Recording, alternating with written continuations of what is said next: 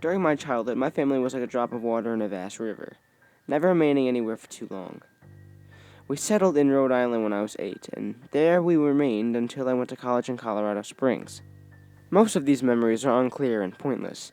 Chasing after another boy in the backyard of a house in North Carolina, trying to build a raft float on the creek and behind the apartment we rented in Pennsylvania, and so on. But there is one set of memories which remains clear as glass, as though they were just made yesterday. I often wonder whether these memories are simply lucid dreams produced by my long sickness I experienced that spring, but in my heart I know they're real. We were living in a house just outside the bustling metropolis of New Vineyard, Maine, population 643. It was a large structure, especially for a family of 3. There were a number of rooms that I didn't see in the 5 months we resided there. In some ways, it was a waste of space, but it was the only house on the market at the time, at least within an hour's commute to my father's place of work. The day after my 5th birthday, attended by my parents alone, I came down with a fever. The doctor said that I had monoculosis, which meant no rough play and more fever for at least another 3 weeks. It was horrible timing to be bedridden. We were in the process of moving to Pennsylvania, and most of my things were already packed away in boxes, leaving my room completely barren. My mother brought me a ginger ale and books several times a day, which were supposed to be my entertainment for the next few weeks.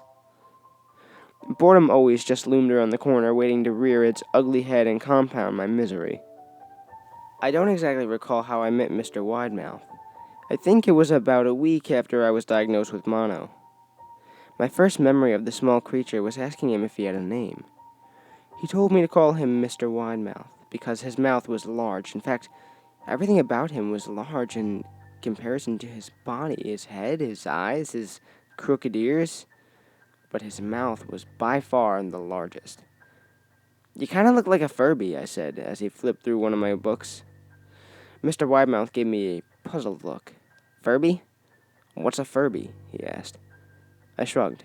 "You know, the toy, the little robot that was, that had big ears. You can pet it and feed them, almost like a real pet." "Oh," Mr. WideMouth resumed his activity. "You don't need one of those. They aren't the same as a real living friend." I remember Mr. WideMouth disappearing every time my mother stopped by to check on me.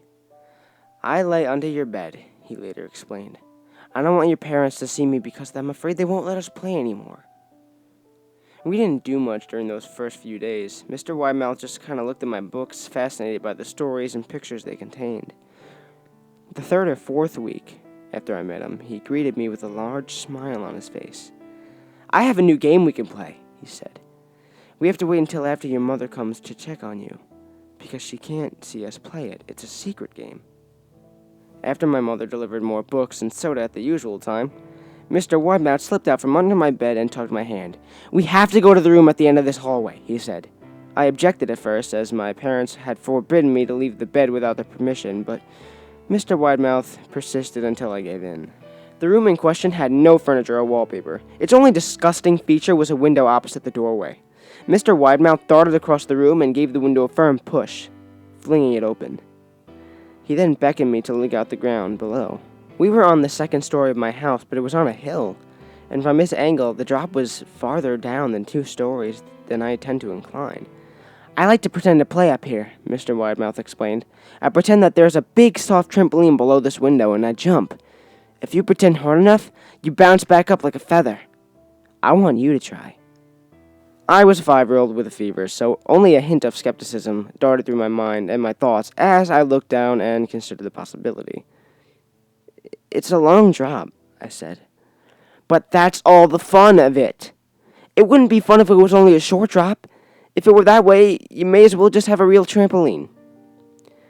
I toyed with the idea, picturing myself falling through thin air, only to bounce back to the window on something unseen by human eyes. But the realist in me prevailed. "Maybe some other time," I said. "I don't know if I have enough imagination. I could get hurt." Mr. WideMouth's face contorted into a snarl, but only for a moment. Anger gave way to disappointment. "If you say so," he said.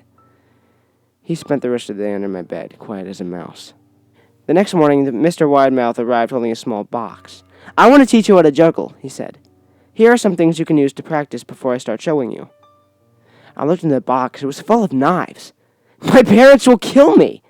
I shouted, horrified that Mr. WideMouth had even brought those knives into my room. Objects my parents would never allow me to touch. I'll be spanked and grounded for a year. Mr. WideMouth frowned. "It's fun to juggle with these. I want you to try it." I pushed the box away. "I can't get in trouble. Knives aren't safe to just throw in the air." Mr. WideMouth's frown deepened into a scowl.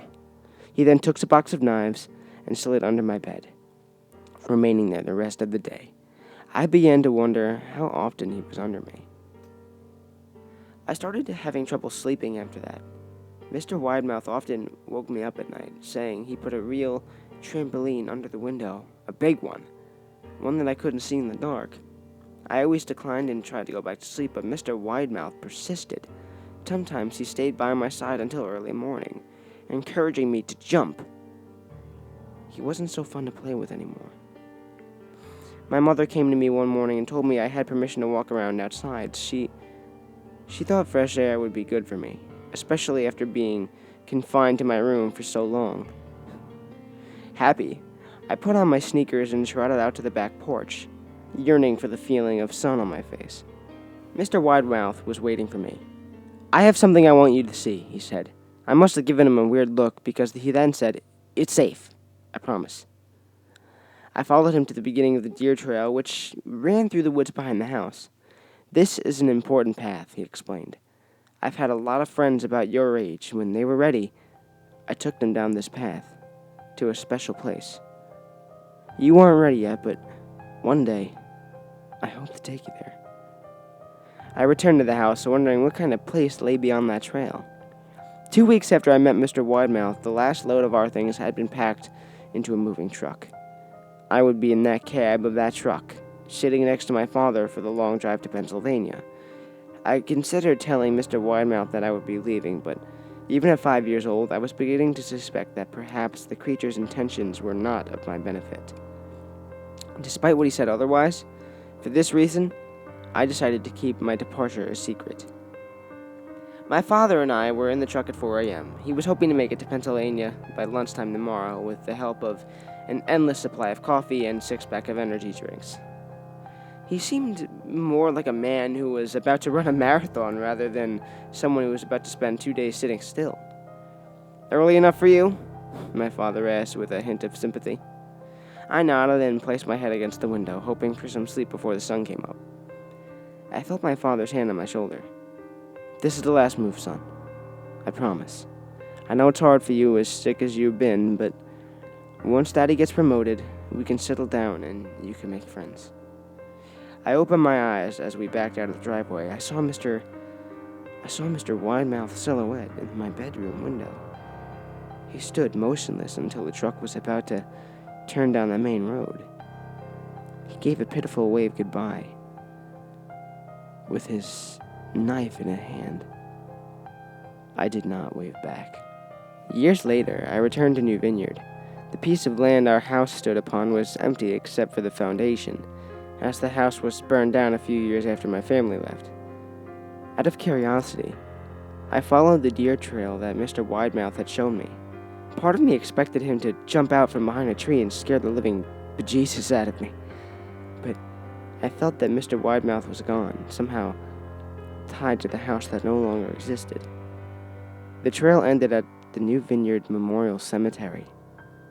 I noticed that many of the tombstones belonged to children.